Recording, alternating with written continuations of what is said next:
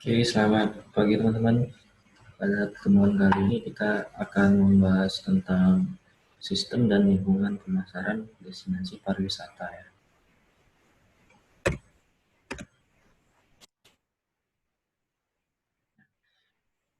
Bagian pertama, sistem pemasaran itu apa ya? Jadi sistem pemasaran itu adalah sebuah keberhasilan dari kegiatan dalam sebuah pemasaran destinasi pariwisata dengan menciptakan sistem atau komponen atau juga bisa disebut dengan elemen yang ada saling terhubung terkait dan juga dijalankan secara bersamaan agar suatu materi itu dapat tercapai dan juga dapat tersampaikan pesannya dengan baik dan benar ke pasar. Jadi ini ada tabel sistem pemasaran destinasi pariwisata yang dimana yang yang pertama itu sebelum kita melakukan sebuah pemasaran destinasi pariwisata harus adanya pemasok. Pemasok adalah yang pertama adalah penyedia jasa pariwisata, baik itu akomodasi, makanan atau minuman, daya tarik wisata dan juga transportasi wisata dan lain sebagainya. Terus penyedia jasanya ada penyedia jasa pendukung, yaitu adalah keuangan, transportasi, manufaktur. Itulah apa ya, suatu hal yang harus ada dalam sebuah destinasi pariwisata ketika kita ingin memasarkan destinasi pariwisata. Nah, terus ada komponen-komponen lagi setelah pemasok ini tersedia di suatu destinasi, itu adalah harus adanya pelengkap, terus adanya destinasi dan juga adanya pesaing pastinya, yang dimana pelengkap destinasi pesaing ini merupakan bagian-bagian dari sebuah perantara, yang dimana di suatu destinasi tersebut adanya perantara seperti biro perjalanan wisata, agen perjalanan wisata, dan event convention organizer ya. Jadi inilah perantara antara destinasi pariwisata, termasuk ke dalamnya sebuah pelengkap di destinasi pariwisata, terus adanya persaingan untuk dalam pemasaran destinasi pariwisata tersebut. Perantara inilah yang menghubungkan adanya antara pelanggan dengan marketplace. Marketplace itu adalah sebuah pelengkap. Destinasi pesaing ini adalah lingkaran-lingkaran yang ada di dalam marketplace. Nah, perantara inilah menjadi penengahnya yang mempertemukan antara kedua unsur, di mana yang pertama mempertemukan marketplace dan juga pelanggan. Pelanggan yaitu adalah individu dan juga grup pelanggan akhir ya. Jadi ini adalah sistem-sistem pemasaran yang saling terhubung dari awal sampai kepada tujuan terciptanya dari pemasaran pariwisata. Inilah lingkungan pemasaran destinasi pariwisata ya, yang dimana kita sudah pernah bahas di awal-awal pertemuan dulu ya, antara lingkungan eksternal dan lingkungan internal, yang dimana tersebut lingkungan internal itu adalah sebuah industri pariwisatanya, yang termasuk ke dalam ini ada pelengkap, ada pemasok, pesaing, perantara, pelanggan akhir, dan destinasi pariwisata, yang dimana lingkungan internal, maksudnya lingkungan eksternal pemasaran mikro ini secara sempit ini adalah sebuah industri pariwisata ya, sebuah industri pariwisata yang menjalankan kegiatan-kegiatan pariwisata dalam pemasaran pariwisata. Terus lingkungan eksternalnya adalah lingkungan eksternal pemasaran makro itu adalah politik, sistem ekonomi, sosial, teknologi, peraturan, dan ekologi, yang mana dari keenam lingkungan eksternal pemasaran makro ini akan memberikan pengaruh besar terhadap lingkungan eksternal pemasaran makro, yang dimana di sini pada bagian lingkungan eksternal pemasaran makro ini yang dapat mempengaruhi kegiatan pemasaran mikro itu adalah Dari politik dulu ya, politik adanya pemilu, adanya perubahan penguasa, hubungan luar negeri, terus konflik global dan juga lain sebagainya. Terus di ekonomi terjadinya nilai tukar uang, suku bunga, terus stabilitas ekonomi, inflasi, daya beli dan lain sebagainya. Terus di sosial itu adanya kecenderungan demografi, terus adanya gaya hidup, pengaruh media, ancaman kesehatan dan lain sebagainya. Teknologi ada perubahan teknologi, pemanfaatan teknologi, inovasi teknologi dan lain sebagainya. Terus ekologi, peraturan adanya peraturan dan undang-undang kebijakan. Terus ekologi, lingkungan alam, potensi bencana, terus perubahan iklim dan daya dukung lingkungan itu adalah faktor-faktor yang dapat mempengaruhi kegiatan lingkungan eksternal dalam pemasaran yang mikro.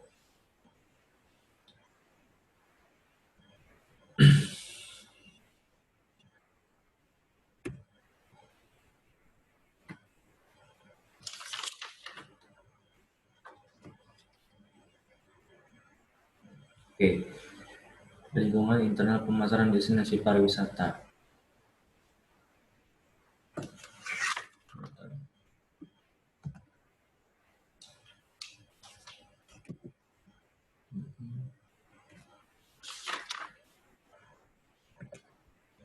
Nah, lingkungan internal pemasaran destinasi pariwisata yang dimana adalah strateginya adalah untuk menentukan segmen dan target pasar, terus untuk menganalisa seberapa kuat brand kita yang suatu destinasi pariwisata yang kita pasarkan di pasar marketplace tersebut, seberapa besar sih kuatnya, seberapa besar dikenalnya, berpengaruhnya terhadap pasar, terus menciptakan citra destinasi.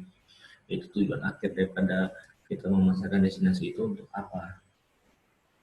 Terus dengan taktiknya apa dalam internal pemasaran destinasi pariwisata tersebut adalah yang pertama ada customer solution, yaitu adalah untuk memberikan daya tarik wisata termasuk paket wisata, terus membangun dan meningkatkan kualitas akses sarana penunjang wisata dan juga infrastruktur pariwisata. Terus adanya convenience, itu adalah untuk menyediakan saluran dan media yang berupa hardware, software, dan juga yang memudahkan pengunjung untuk melakukan pembelian dan mengunjungi destinasi, baik itu berupa koran, informasi yang berupa koran dan juga berupa via internet, media sosial dan lain sebagainya ya. Itu yang software ya. Selanjutnya ada customer cost, di mana segala pembiayaan yang dibebankan kepada pelanggan yang berwisata, seperti seseorang pelanggan itu berwisata di suatu destinasi dan mengeluarkan uangnya untuk membayar misalkan jasa wahana wisata yang ada di destinasi pariwisata, mengeluarkan uang untuk membelanjakan souvenir baik itu makanan khas ataupun cenderamata dan lain sebagainya ya. Terus komunikasi pemasaran yang dilakukan kepada pelanggan destinasi pariwisata.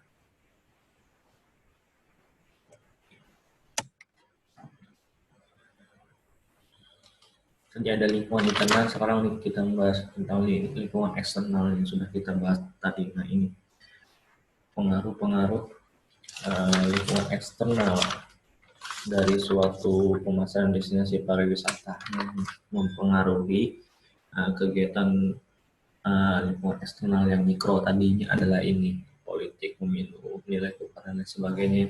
Teman-teman bisa baca sendiri.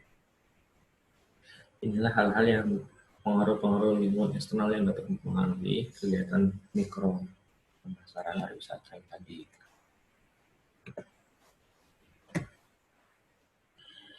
Terus adanya lingkungan eksternal mikro, yang dimana lingkungan kerja atau task environment. Nah, di sini jelas pelanggan terakhir adalah pengunjung yang termasuk wisatawan yang menginap dan juga wisatawan yang tidak menginap ataupun day tripper tujuannya ya. juga dari lingkungan eksternal mikro ini. Terus perantara itu seperti biro perjalanan, agen perjalanan wisata. Jadi ini semacam kegiatan wisata di sebuah destinasi pariwisata yang menggerakkan antara pelaku usaha pariwisata dan juga pengunjung wisata. Itu terjadinya hubungan antar sesama pengelola dan juga pengunjung, di mana pengelola tersebut memberikan jasa-jasa mengenai kegiatan-kegiatan pariwisata dan juga pengunjung untuk mencari jasa-jasa yang disediakan di sebuah destinasi pariwisata. Terus pesaing adalah destinasi yang membidik target pasar yang sama dengan destinasi yang kita miliki. Artinya ketika kita memasarkan sebuah destinasi yang kita miliki, artinya siap atau tidak siap, kita harus bersaing, mampu dan juga harus siap untuk bersaing dengan destinasi pariwisata yang lain di pasaran. Tujuannya untuk mendatangkan pengunjung-pengunjung, dan pengunjung tersebut merasa heran dan merasa ingin mengunjungi destinasi pariwisata yang kita miliki dari pemasaran yang kita lakukan. Terus pelengkap di sini adalah destinasi yang dapat saling melengkapi dengan destinasi milik kita, seperti wisata di Kering Mangkirai itu jadi satu dengan teman sebangau, ya, di mana tempat wisata Kering Mangkirai tersebut, lembaga Kering Mangkirai tersebut menjadi pintu masuk untuk memasuki kawasan wisata Taman Alam Nasional Sebangau. Pemasok adalah penyedia jasa pariwisata yang dimiliki oleh destinasi pariwisata, yang dimana ini adalah adanya hotel, terus adanya restoran, transportasi wisata, spa, dan lain sebagainya. Juga masuk di sini produk atau jasa pendukung seperti keuangan, manufaktur, transportasi, dan lain sebagainya. Ini adalah pemasok.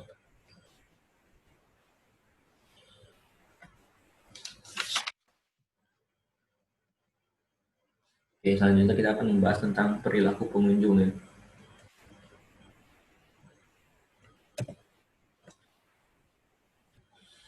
Nah, pelanggan destinasi pariwisata itu intinya adalah pemasaran.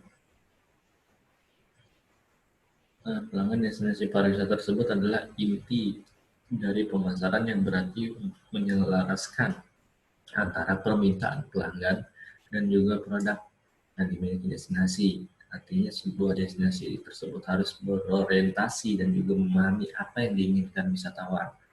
Misalkan wisatawan itu menginginkan sebuah wahana yang susur sungai, artinya destinasi tersebut harus mampu menyediakan wahana susur sungai, tidak hanya wahana susur sungai tersebut saja yang disediakan, melainkan juga keamanan dan kenyamanannya harus diciptakan.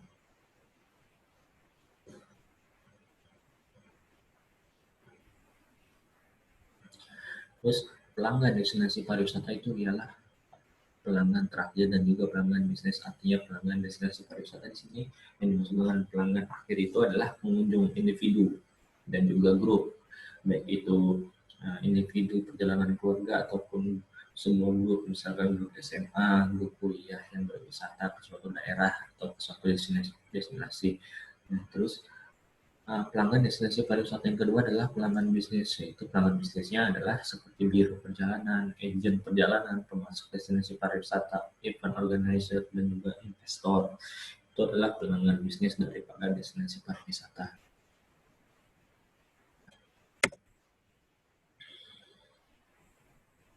Oke. Pengertian perilaku pengunjung, yang dimana Nafas Mojo 2003 itu mengumumkan bahwa perilaku pengunjung tersebut adalah tindakan atau aktivitas dari manusia itu sendiri yang mempunyai bentangan arti yang sangat luas, antara lain baik itu berbicara, berjalan, menangis, tertawa, kuliah, menulis, membaca, dan lain sebagainya. Itu adalah sebuah kegiatan atau aktivitas yang dilakukan manusia kesehariannya. Nah, ini adalah perilaku pengunjung destinasi pariwisata. Bagaimana seorang wisatawan atau seorang pengunjung tersebut berperilaku, baik dia bagaimana perilaku dia sebelum berkunjung ke destinasi pariwisata, perilaku dia pada saat berkunjung, dan juga perilaku dia setelah berkunjung ke destinasi pariwisata itu seperti apa.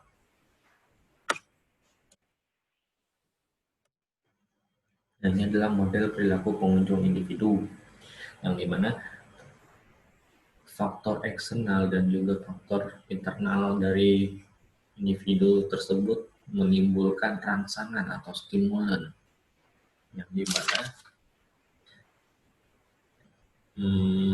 dari rangsangan atau stimulan tersebut membuat adanya sebuah keputusan dari individu tersebut. Terus keputusan tersebut meliputi hasil tindakan, yang dimana tindakan tersebut merupakan perilaku seseorang wisatawan yang akan dikerjakannya setiap atau sesudah berkunjung, atau terutama juga pada saat berkunjung.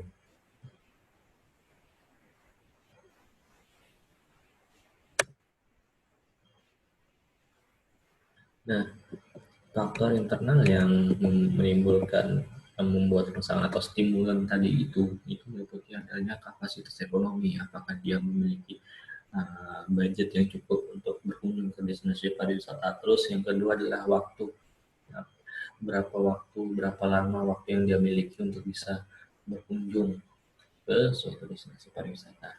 Terus jenis kelamin, mau dia lelaki ataupun perempuan, dan usia, apakah dia dari segi usia dia termasuk muda ataupun tua, kondisi fisik, apakah saat berkunjung ke destinasi pariwisata tersebut dia suatu wisatawan tersebut memiliki kondisi yang bugar atau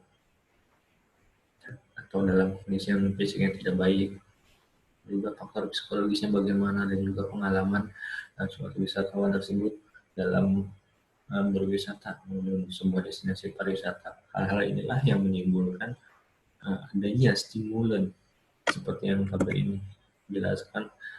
Faktor internal yang saya jelaskan sebelumnya tadi ini tadilah yang menimbulkan rangsangan atau stimulan terhadap suatu wisatawan, yang dari mana rangsangan dan stimulan tersebut um, menimbulkan adanya sebuah keputusan, yang dimana juga keputusan tersebut merupakan tindakan dari wisatawan tersebut yang menjadi sebuah perilaku wisatawan tersebut, baik itu sebelum berkunjung, pada saat berkunjung, dan juga setelah berkunjung. Dan sekarang kita bahas faktor eksternalnya, faktor eksternal dari seorang wisatawan yang dapat menimbulkan stimulan itu adalah ketersediaan pilihan destinasi. Berapa sih destinasi pariwisata yang kita miliki di daerah kita sendiri, bagaimana keadaannya dan lain sebagainya. Terus bagaimana sih produk destinasi yang hendak kita datangin, terus aktivitas pemasaran destinasinya bagaimana, citra destinasinya bagaimana, teman, kerabat, keluarga, dan lain sebagainya. Inilah faktor eksternal inilah yang membuat kita wisatawan tersebut menimbulkan rangsangan ataupun stimulan yang menjadi keputusan, tindakan, dan perilaku terhadap suatu destinasi pariwisata, baik itu sebelum, pada saat, dan juga setelah. Ini adalah faktor eksternalnya.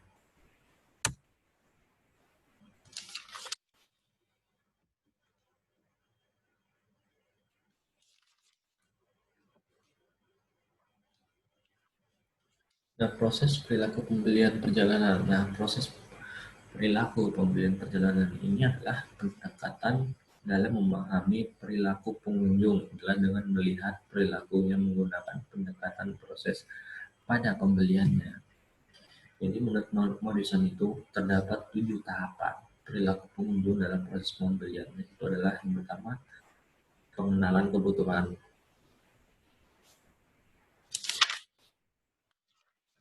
Ya.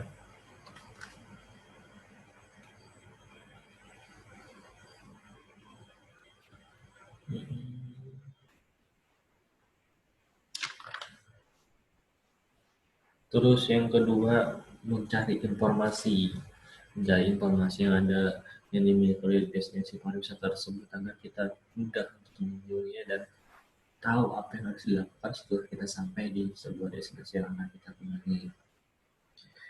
Evaluasi alternatif sebelum membeli. Jadi, sebelum membeli kita harus adanya informasi yang dimana calon pengunjung tersebut mengevaluasi alternatif-alternatif atau pilihan dari informasi yang ada di dalam pikirannya.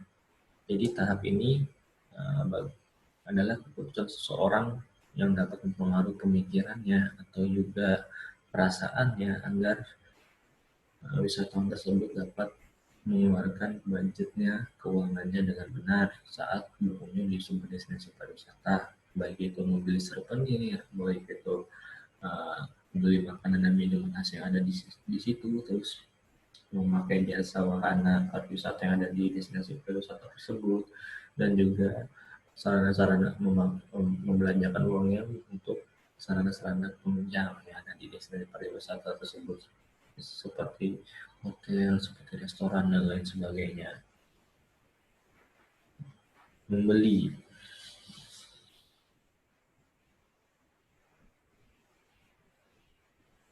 Jadi sebelum kita ke destinasi pariwisata itu kita pasti memikirkan apa yang akan kita lakukan di sebuah destinasi pariwisata tersebut, mulai dari rumah hingga sampai berakhir sebuah wisata yang kita kerjakan di destinasi pariwisata. Artinya ada pengeluaran budget di sini, penganggaran budget di sini yang akan kita keluarkan nantinya, baik sebelum dan juga sesudah kita berwisata di sebuah destinasi pariwisata.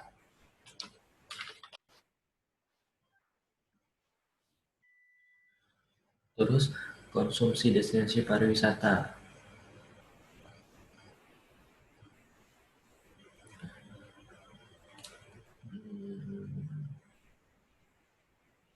Jadi konsumsi destinasi pariwisata di sini lebih ke kualitas produk, bagaimana pengunjung tersebut menilai produk-produk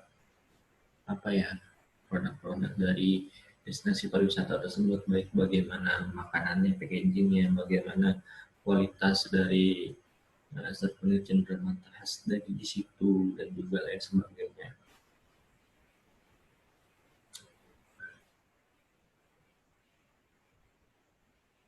Artinya di sini konsumsi di destinasi itu merupakan hal-hal yang dapat dikonsumsi di sebuah destinasi, baik itu membeli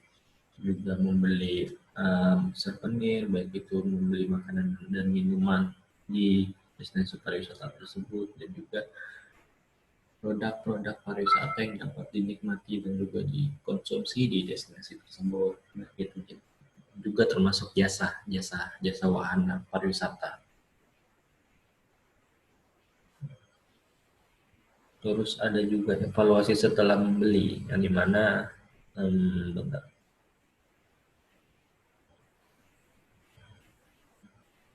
Nah, jadi evaluasi setelah membeli ini adalah evaluasi yang dimana dilakukan oleh wisatawan dari dia di destinasi pariwisata mengeluarkan uang untuk membelanjakan produk yang ada di destinasi pariwisata sampai dia balik, sampai dia pulang.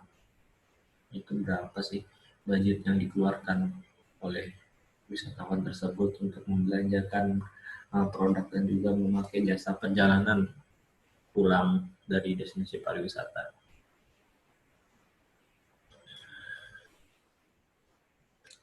Jadi, apakah pengeluaran yang dikeluarkan seorang wisatawan di destinasi pariwisata tersebut sesuai dengan ekspektasinya atau tidak sesuai? Dan juga itu berdampak pada tingkat kepuasan masing-masing wisatawan. Terus mengingat dan berbagi,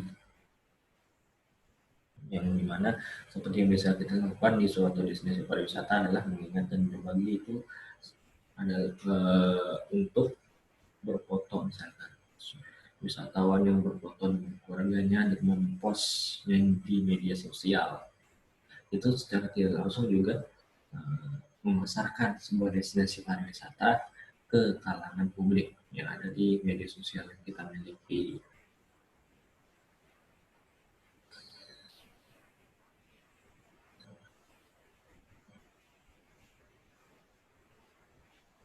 Terus selanjutnya adalah visitor path, jalur pengunjung, di mana visitor path ini adalah sebuah jalur pengunjung yang diberikan konsepnya oleh bentar, oleh Kotler ya, oleh Kotler. Jadi visitor path ini, jalur pengunjung ini disampaikan juga, dikemukakan teorinya oleh Kotler 2015 ya. Yang dimana Kotler tersebut menyampaikan bahwa ada 5 tahapan, yaitu 5A dalam visitor path ini. Yang dimana pertama adalah aware, appeal, ask, agitate, dan advocate. Nah ini visitor path dan customer path yang adalah pendekatan yang serupa, yang dimana customer path ini berasal dari teori Kotler dan kawan-kawan yang membaginya adalah 5 tahapan. Yang dimana aware tersebut adalah customer yang terekspos terhadap destinasi berdasarkan pengalaman yang terdahulu, komunikasi, pemasaran destinasi dan rekomendasi dari orang lain. Itu aware ya, tahu dari mana wisatawan tersebut tertarik. Customer tersebut memahami pesan yang tertangkap menjadi tertarik terhadap suatu destinasi. Jadi bagaimana sebuah destinasi tersebut memberikan pesan kepada calon pengunjungnya, calon wisatawannya, agar calon wisatawan itu tertarik dengan destinasi yang kita tawarkan dan lain sebagainya, dari Ask, City, dan juga Advocate. Ini adalah langkah-langkah yang ada di benak visitor path, yang ada di benak pengunjung ya, wisatawan. Meliputi 5 ini. Nah, terus kita akan melanjutkan ke riset pemasaran, riset pasar dan pemasaran ya.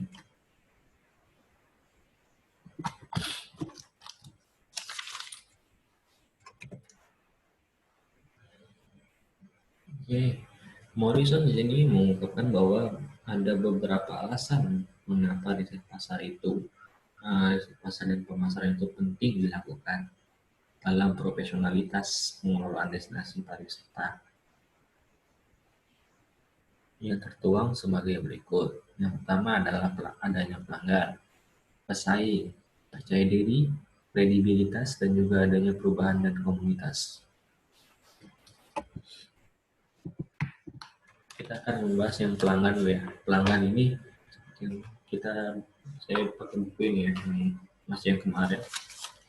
Saya akan menjelaskan pelanggan ini masuk adalah riset pasar dan pemasaran yang dapat membantu destinasi dalam memahami perilaku pengunjung, citra destinasi di mata pengunjung, dan juga tingkat kepuasan pengunjung dan lain sebagainya. Pesaing sini riset pasar dan pemasaran yang dapat membantu sebuah destinasi pariwisata dalam memahami dan juga dalam menilai perilaku pesaing, juga membandingkan kekuatan destinasi di antara pesaing dan lain-lain. Percaya diri di sini dimaksudkan bahwa riset pasar dan pemasaran itu dapat meminimalkan peluang risiko yang akan terjadi dalam setiap pengambilan keputusan.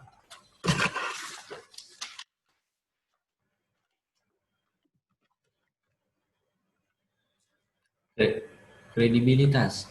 Di sini kredibilitas adalah riset pasar dan pemasaran yang dapat meningkatkan kredibilitas pengelola destinasi pariwisata dan juga klaim destinasi pariwisata beserta para pemangku kepentingan lainnya dalam program-program pemasarannya. Perubahan di sini juga adalah riset pemasaran dan riset pasar dan juga pemasaran yang dapat membantu pengelola destinasi pariwisata dan para pemangku kepentingan untuk selalu up to date terhadap perubahan lingkungan yang dinamis. Komunitas di sini adalah riset pasar dan pemasaran yang dapat meningkatkan kesadaran, partisipasi, persepsi, dan sikap masyarakat serta komunitas terhadap dampak dari pembangunan pariwisata di tempatnya.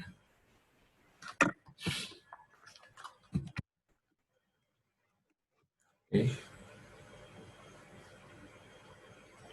Pengertian riset pasar atau penelitian secara umum itu adalah suatu kegiatan yang dilakukan secara sistematis untuk mendapatkan informasi yang benar dan juga dapat dipercaya. Itu adalah riset.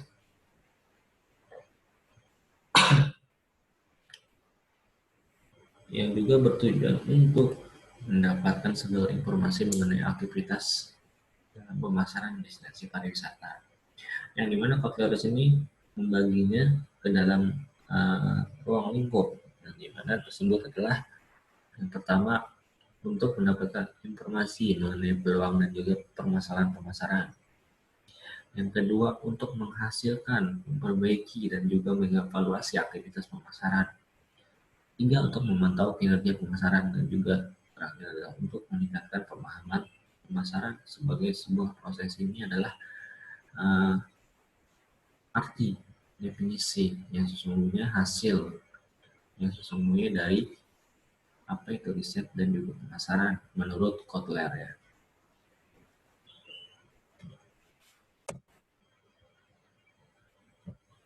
Nah di sini ada riset pemasaran dan riset pasar dan riset pemasaran yang dimana kedua riset ini saling berhubungan dengan contoh-contoh yang sama, yang hampir sama ya, yang dimana riset pemasaran tersebut untuk meneliti kecenderungan pasar, perilaku pasar, dan lain sebagainya. Riset pemasaran adalah untuk meneliti bagaimana seefektivitas mana program pemasaran, mengevaluasi kinerja pemasaran, sikap dan perilaku merek. Jadi antara riset pasar dan riset pemasaran ini harus terhubung agar menimbulkan hasil penelitian dari riset pasar tersebut yang kita inginkan. Karena keduanya harus saling terhubung. Jadi menurut Kotler lagi, riset pasar itu tidak harus memiliki biaya yang besar dan juga memiliki sebuah perusahaan yang mempunyai divisi-divisi riset pemasaran secara khusus. Jadi Kotler di sini beranggapan bahwa riset pasar itu bisa dilakukan oleh dosen dan juga mahasiswa untuk merancang dan melaksanakan proyek penelitiannya dengan menggunakan kemajuan internet, terus dapat memeriksa pesaing, benchmarking, juga dapat mengumpulkan informasi dari mitra pemasaran dan juga dapat mengumpulkan kreativitas dan juga kebiasaan di kalangan internal.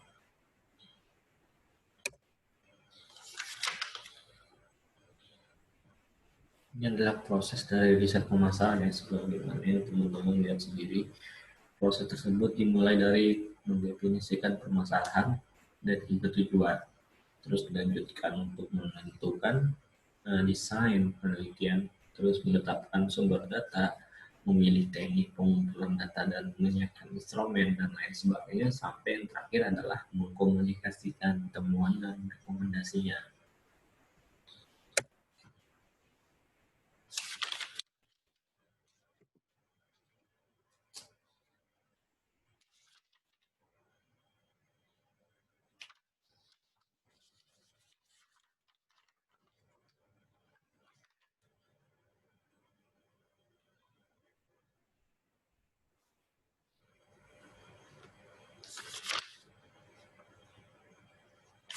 Jadi contoh dari mendefinisikan permasalahan tujuan ini adalah kita melihat permasalahan yang ada di pasaran, yang ada di destinasi pariwisata. Terus apa sih, kita harus bisa menggambarkan sebuah permasalahannya dan juga kita harus bisa menggambarkan sebuah tujuannya. Mengapa destinasi pariwisata tersebut bisa layak untuk dipasarkan atau mengapa destinasi pariwisata tersebut tidak layak untuk dipasarkan. Kita harus bisa mendefinisikan permasalahan dan tujuan. Terus bagian kedua kita menentukan desain penelitian. Yang dimana di sini kita harus mengklasifikasikan desain penelitian tersebut baik dari tujuannya, dimensi waktunya, dan juga pendekatan penyelidikannya, baik entah itu menggunakan kualitatif, kuantitatif, ataupun mix method yang mana kualitatif dan kuantitatif dicampur menjadi satu, digabung menjadi satu ya. Tujuannya kita harus bisa mendeskripsikan tujuannya, kita harus bisa mengeksplor bagaimana permasalahan yang terjadi di suatu destinasi pariwisata.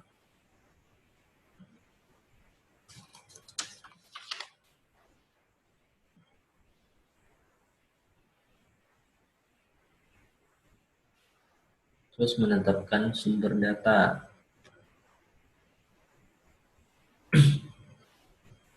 Menetapkan sumber data apa sih yang kita ingin peroleh data tersebut, entah dengan metode apa kita untuk mengumpulkan data tersebut dalam melakukan riset ini. Ada banyak model-model yang mana baik itu teknik sampling juga, teknik snowball, itu adalah teknik-teknik yang membuat kita dapat mengumpulkan sumber-sumber data yang kita inginkan dalam riset pemasaran pasar dan pemasaran ini.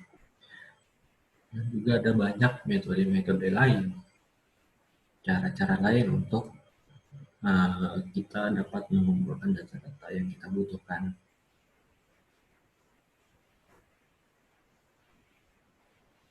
Terus yang selanjutnya adalah memilih teknik pengumpulan data dan menyiapkan instrumen. Kita harus memilih jadi bagaimana teknik kita dalam mengumpulkan data dan juga menyiapkan instrumen yang kita butuhkan dalam saat proses-proses kita untuk membuat riset pasar dan juga pemasaran. Mengumpulkan data ya. Selanjutnya mengumpulkan data yang tadi kegiatan yang kita lakukan dari awal sampai pada tahap pengumpulan data itu adalah kita harus mengumpulkan data-data riset yang kita butuhkan selama penelitian, entah itu berupa dokumen, foto, video, jurnal, penelitian terdahulu, dan lain sebagainya ya. Itu terjadi di pengumpulan data. Terus menganalisis data, bagaimana cara kita untuk menganalisis data? Tahap lanjutannya, dengan cara apa kita menganalisisnya? Entah itu dengan cara menggunakan program SPSS, Expert Choice, Israel, MOS, dan juga lain sebagainya. Itu adalah aplikasi program-program yang membantu kita dalam menganalisa sebuah permasalahan yang sedang kita teliti. Terus menyiapkan laporan penelitian. Hasil dari penelitian kita ini adalah menjadikan sebuah laporan yang akan kita sampaikan baik itu kepada publik, atasan, ataupun kepada yang lain sebagainya, tergantung apa tujuan dari kita melakukan riset ini. Kita akan tunjukkan kepada siapa, lembaga legalnya yang membantu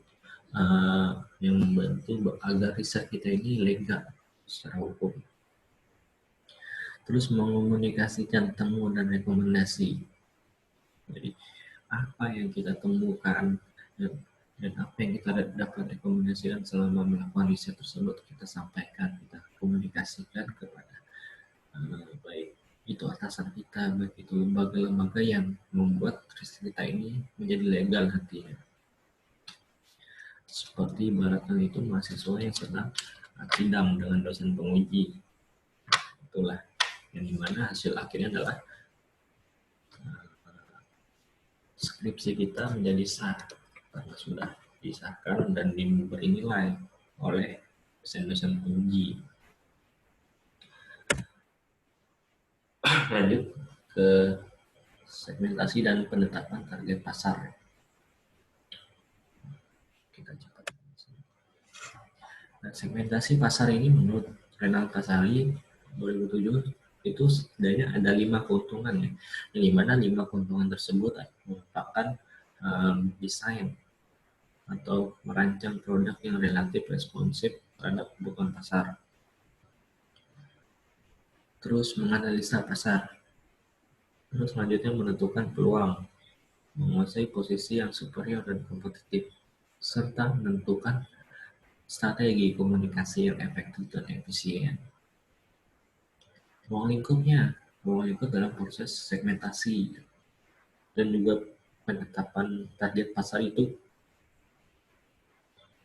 dapat dibagi ke dalam dua hal, di mana ada dua hal tersebut adalah pelanggan akhir dan juga pelaku pasar lainnya.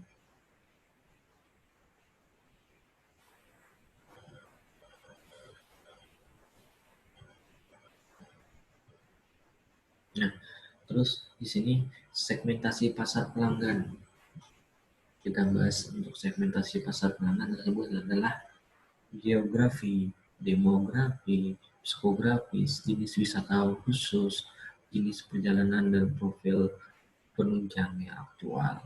Itu ruang lingkup yang ada di segmentasi pasar pelanggan.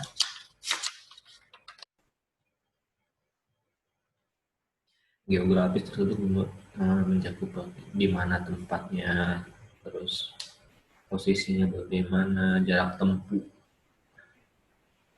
suatu kawasan destinasi pariwisata tersebut, apakah dapat dijangkau ataupun tidak, baik itu akses darat, air, udara, itu geografisnya. Demografis, psikografis yang teman-teman mungkin tahu sendiri ya.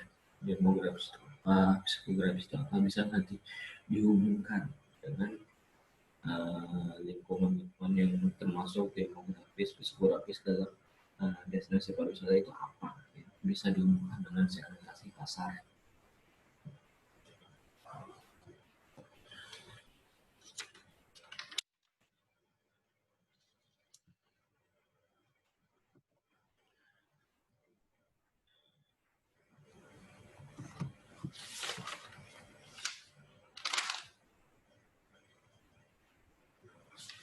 Nah, jadi khusus untuk segmentasi pasar pelanggan itu di psikografisnya itu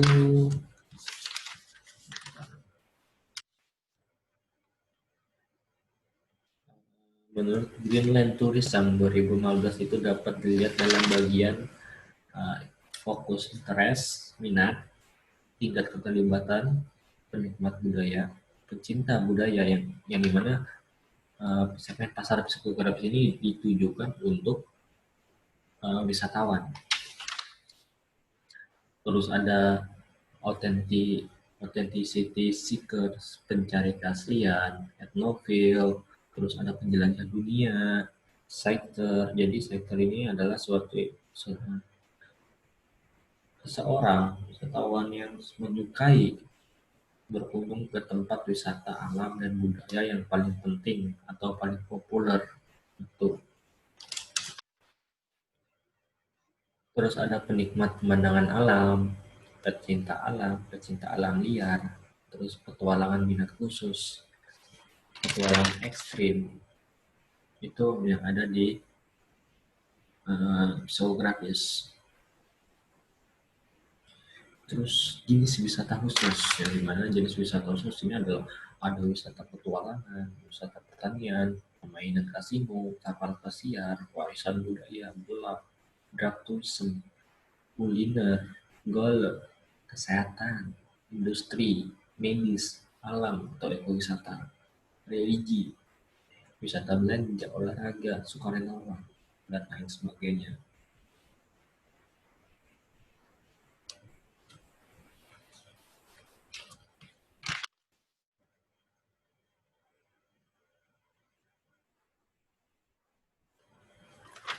Oke, terus selanjutnya ada perilaku, saya lupa masukin sini ya, ketinggalan. Perilaku di sini seperti yang kita lihat adalah menurut Swarbrick and Harner itu berdasarkan perilaku perjalanan suatu wisatawan ya. Yang dimana di sini adalah status penggunaan, status keberadaan, sikap terhadap produk, manfaat yang dicari, loyalitas terhadap produk, kesempatan untuk membeli. Ini adalah hal-hal yang ditujukan kepada wisatawan, bagaimana wisatawan tersebut berperilaku dan bersikap saat di destinasi pariwisata ataupun tidak, ataupun sebelum menuju destinasi pariwisata. Nah, di sini ada jenis perjalanan. Jenis perjalanan di sini jelas terbagi menjadi beberapa bagian ya. Yaitu ada jenis perjalanan yang dikategorikan dalam bisnis, terus mengunjungi teman, keluarga, terus perjalanan keagamaan seperti haji dan umroh, kesehatan, kompetisi, perjalanan kompetisi untuk kompetisi olahraga, edukasi, penelitian, dan lain sebagainya.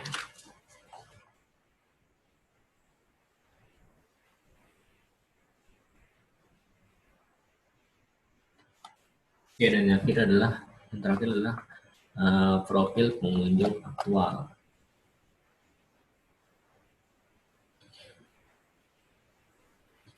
Langsung saja ya ke segmentasi pelaku pasar.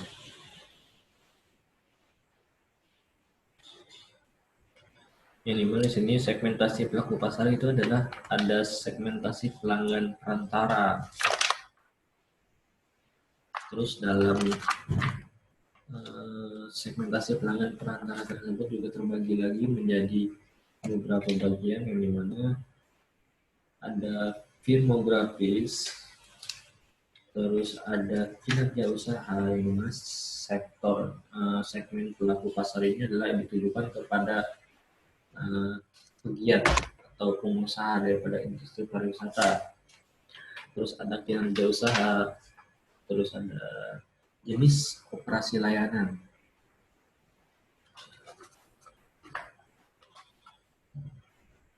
Terus segmentasi pasar dalam pelaku pasar lainnya ya. Terus ada juga segmentasi pesaing, competitors. Selanjutnya adalah destinasi pelengkap. Destinasi segmentasi pesaing kompetitor itu segmen di mana pesaing-pesaing destinasi pariwisata saling berlomba untuk bersaing di marketplace dalam pemasaran destinasi pariwisata. Terus destinasi pelengkap.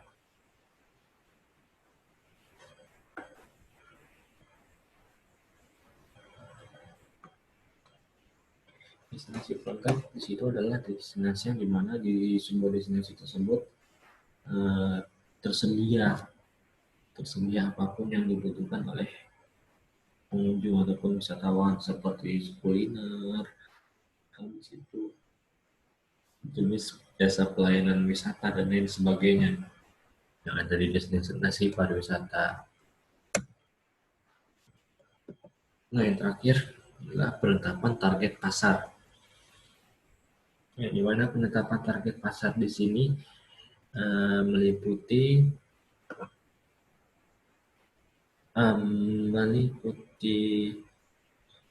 kriteria penetapan target pasar pada pelanggan akhir, terus kriteria penetapan target pasar pada pelanggan perantara, terus kriteria penetapan target pesaing,